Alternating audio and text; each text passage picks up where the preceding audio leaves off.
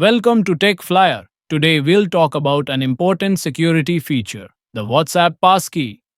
A passkey in WhatsApp is designed to enhance your account security and prevent unauthorized access.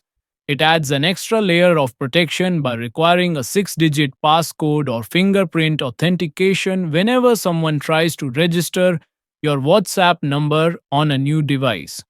This way, even if someone manages to get your SIM card or phone number, they still cannot access your WhatsApp without the passkey. Setting it up is super simple.